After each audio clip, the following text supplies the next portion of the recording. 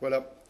Là, l'écran principal donc, de l'automate Arduino de conception Sébastien, Philippe, moi-même, qui le teste. Donc ici sur l'écran principal, nous voyons donc les éclairages tube blanc 1, blanc 2, le bleu et le refuge. Donc on pourra les renommer bien sûr par la suite. On a l'indicateur d'eau osmosée avec le niveau en fait de la réserve d'eau osmosée, le pH, la densité, hein, qui sera calculée par l'automate dans quelques temps, très très très vite d'ailleurs. Les températures affichées, donc la température du bac, la température de la pièce, mais on pourra bien sûr changer et mettre par exemple température de la galerie ou température de surface, etc. Ici, en appuyant sur cette touche un peu sombre, vous avez donc accès à ce qu'on appelle nous le menu caché. Le menu caché, ça va vous permettre d'activer les éclairages indépendamment avec les fonctions on, off et sur auto, auto étant géré par l'Arduino.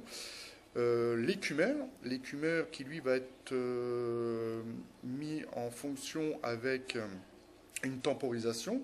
Donc vous pourrez le mettre en route ou l'arrêter lorsque vous aurez besoin d'intervenir sur le bac.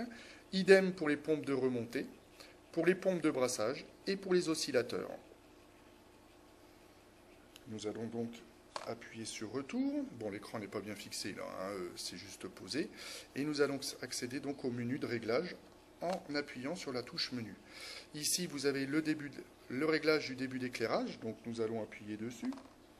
Voilà, donc ici vous voyez bien que vous avez le blanc 1, le blanc 2, le bleu et le refuge, avec les plus, les moins pour les heures, les plus, les moins pour les minutes. Donc en appuyant tout simplement dessus, vous changez les horaires à votre convenance. L'allumage progressif, je pense qu'il va se faire pour les LED. Donc ça va être la partie qui va encore être à développer, je suppose. Nous allons donc revenir en arrière. Ici, vous avez le bouton d'éclairage de fin qui est identique donc pour le réglage de début, donc, hein, etc.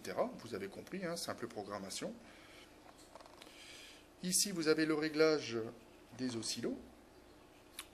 Donc, oscillo 1, donc ici, vous réglez la vitesse de l'oscillation, l'angle à droite et l'angle à gauche, c'est-à-dire que moi, par exemple, j'aime bien qu'il soit à 90 jusqu'à 180, et j'inverse de la même manière sur l'autre. Ça me permet de mettre la pompe dans un angle et pas sur un grand côté, quoi. Voilà, regardez, hop, ça va tout seul. Hein. Bon, moi j'appuie avec un stylo parce que j'ai des gros doigts. Hein, voilà, allez, hop, hop, hop. On va changer les vitesses aussi, comme ça on va vous donner un petit peu l'exemple. Voilà, donc 90 à 180.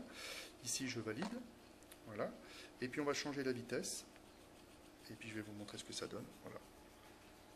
Là, plein oscillo qui tourne très très vite par rapport à l'autre. On va le réduire, l'autre. Hop, hop, hop. Voilà. Vous voyez, la vitesse qui réduit et la vitesse qui augmente.